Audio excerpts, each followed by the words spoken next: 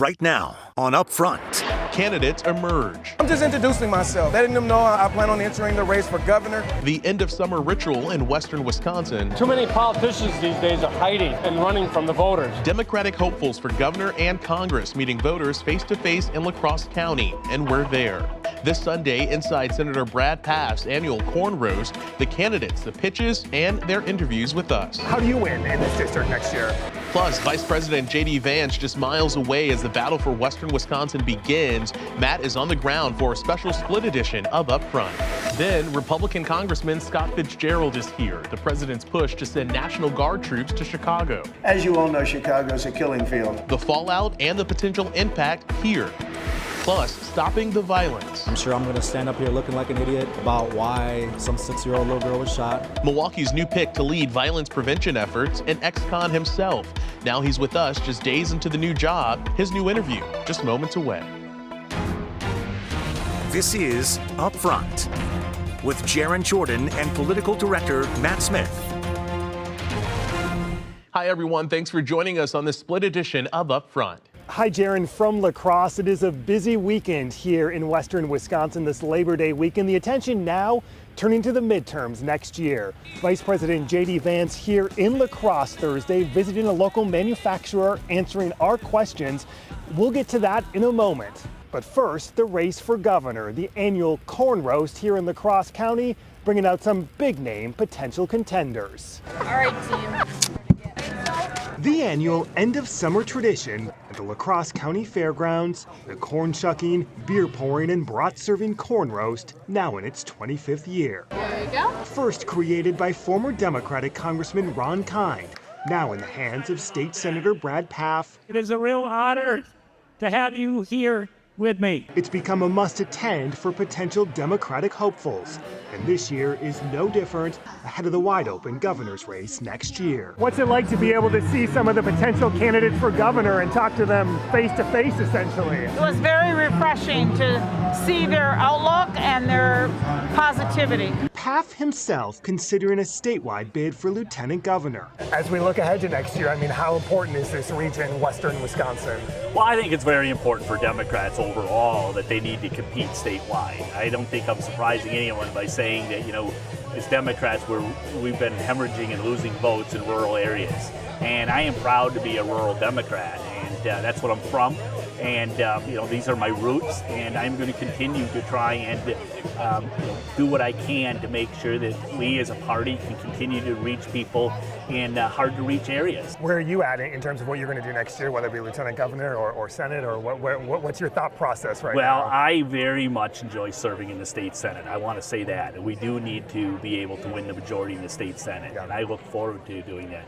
I will also say this. I think the state Democratic Party is in a position that we need to recognize the fact we need to have a balanced ticket. We need to make sure that we continue to reach voters in rural areas as well. And that is very important. How far out would you say your decision is? I would hope to do something before Halloween.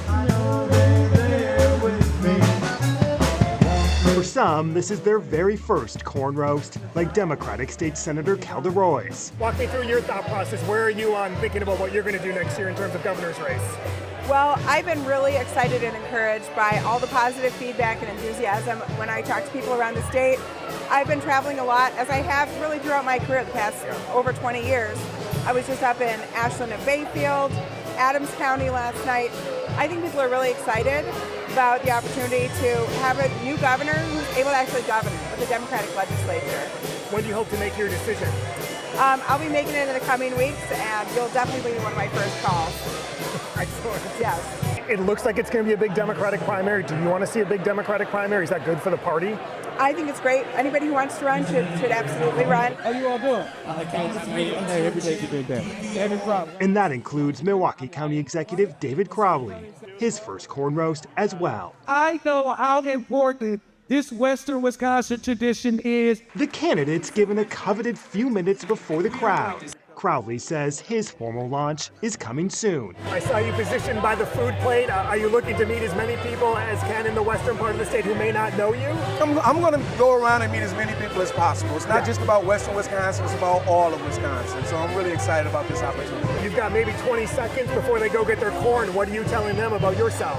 Well, I'm just introducing myself, right? Letting them know I plan on entering the race for governor. Is a big primary going to be good for this party? You know, I welcome any type of primary, right? I think that it gives us an opportunity to get our ideas out there and make the nominee that much more stronger. Not only the race for governor, but the 3rd congressional district here is front and center, and Democrats attempt nationally to unseat Congressman Derek Van Orden.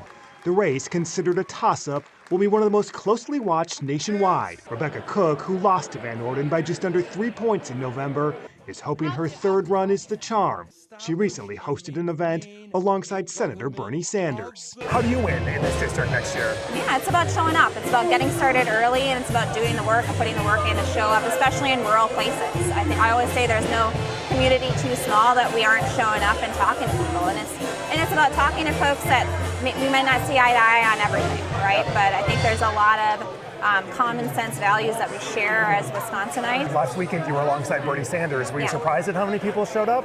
No, I think this is a moment where people, I mean, you see folks that are out protesting like on a weekly basis, and they are exercising their voice in all sorts of different ways, and this is when we're 400 and some days away from the general election.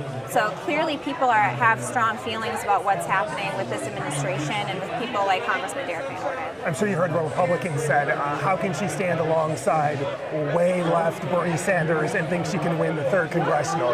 You would say what to that? I would say it's about building a broad coalition of support. At the end of the day, I'm Team Wisconsin 3, period.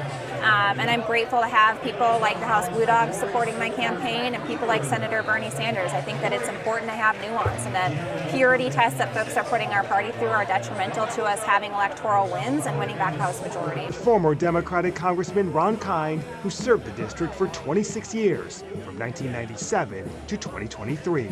Give me your perspective on the state of politics in the year 2025. It's too rough. It's too polarized. It's too tribal. We need to be more empathetic, I think. Better listening skills. I think a lot of the elected reps have lost their listening skills, and it's a me versus them type of attitude where it needs to be we. How do we bring this country together? Was Brad right when he said Democrats have lost their way with rural voters? We have work to do, and we need to first start showing up and start listening to them and the challenges that they're facing. I think our prescription, the policies that we pursue, make a lot of sense in rural America. Perhaps it's not being communicated that way, but it all starts by getting direct feedback from them. And I know those in office around here are doing the best they can. So it appears a good number of potential announcements coming up in September. The primary now, next August. Coming up here, Vice President J.D. Vance here in La Crosse. You'll hear from him inside his event, answering our questions, and Congressman Scott Fitzgerald standing by with Jaron, all new next.